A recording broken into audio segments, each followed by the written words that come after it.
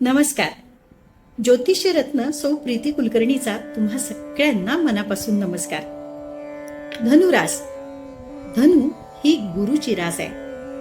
धनुराशीच्या स्वभावाचा विचार करता, धनुराशीच्या व्यक्तींच्या मनाचा विचार करता, धनुराशीच्या व्यक्तींनी कुठल्या देवतेची उपासना करणं लाभदायी ठरेल.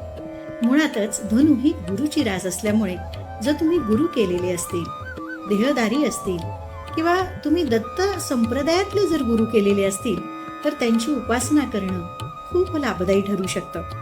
त्याबरोबरच गुरु तत्वाचा देवतेंची म्हणजे दत्त महाराज आहेत, विष्णूची उपासना करणं आहे तुम्हाला लाभदायी ठरेल. गुरुचरित्राचं नियम बांधून वाचन करणं तुम्हाला यशाकडे घेऊन जाणारं ठरेल.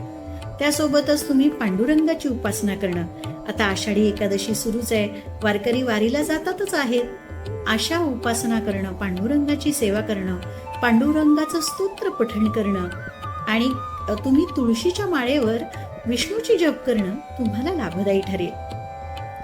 या व्यतिरिक्त जर तुम्हाला तुमची पत्रिका बघायची असेल, रत्नांविषयी जाणून घ्यायचं असेल, तुमच्या प्रकृतीविषयी, आजाराविषयी जाणून घ्यायचं असेल, नोकरी व्यवसायासंबंधी काही तक्रारी असतील आणि त्याचं निरसन करून हवं असेल तर तुम्ही वरील दिलेल्या संपर्क क्रमांकावर संपर्क करून आजच तुमची अपॉइंटमेंट बुक करू शकतात.